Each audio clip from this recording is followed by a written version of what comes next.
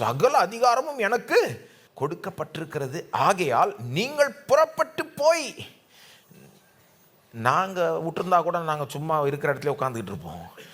இவர் என்ன சொல்றாரு, இயேசு என்ன சொல்றாரு, புறப்பட்டு போன்றாரு. நீங்கள் புறப்பட்டு போய் சகல ஜாதிகளையும் சீஷராக்கி. எங்களை விட்டா எங்க குடும்பம், எங்க இது, எங்க ஜனம்னு விட்டுட்டு சும்மா போயிடும். இவர் என்ன சொல்றாரு, புறப்பட்டு போய் சகல ஜாதிகளையும் சீஷராக்கின்றாரு. பிதா குமாரன் பரிசுத்தாவின் நாமத்தினாலே அவர்களுக்கு ஞான ஸ்நானம் கொடுத்து, நான் உங்களுக்கு கட்டளையிட்ட யாவையும் அவர்களுக்கு கை கொள்ளும்படி அவர்களுக்கு உபதேசம் பண்ணுங்கள். போய் டீச் பண்ணுங்கன்றார். போய் சொல்லுங்க.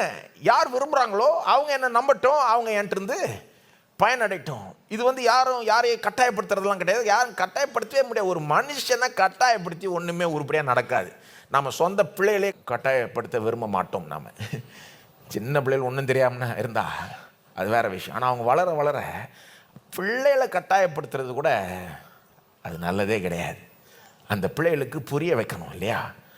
அவங்களா எது நல்லது கெட்டதுன்னு பார்த்து நல்லதை தீர்மானிக்கணும். அதுதானே ஒரு மனுஷனா அந்த தீர்மானிக்கிறதுக்கான அந்த சுதந்திரத்தை கடவுளே கொடுத்துட்டார்.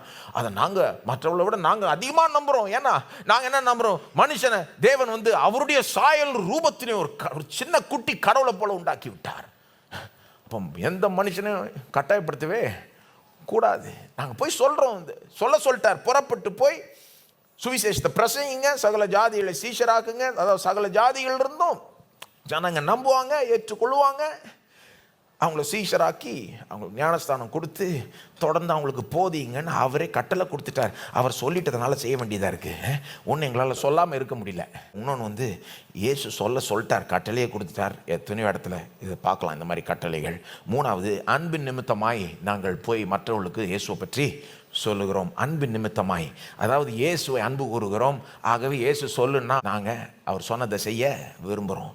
மற்றவர்களை அன்பு கூறுகிறோம், ஆனால் அவர்கள்ட்ட போய் சொல்லுகிறோம். இயேசு அன்பு கூறுறோம், மற்றவர்களை அன்பு கூறுகிறோம், ஆனால் போய் சொல்கிறோம். மற்றவர்கள் அன்பு கூறுறது என்ன அர்த்தம்?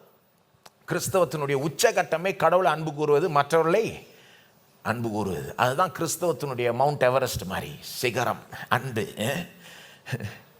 கடவுளை அன்பு கூறுறது, மற்றவர்களை அன்பு கூறுறது. மற்றவர்கள் அன்பு கூறுறதுன்னா என்ன அர்த்தம்? எனக்கு என்ன வேணும், என்னுடைய நலனை மட்டும் கருதி வாழாமல் மற்றவர்களுடைய நலனை கருதி வாழ்கிறது. என்னுடைய நலனை மட்டும் நான் விரும்பாமல், என்னுடைய நலனுக்காக மட்டும் செயல்படாமல் மற்றவர்களுடைய நலனை விரும்பி மற்றவர்களுடைய நலனுக்காக செயல்படுறது. அப்போ எனக்கு கிடைச்ச மிகப்பெரிய நன்மை என்னது? இந்த இயேசு அவர்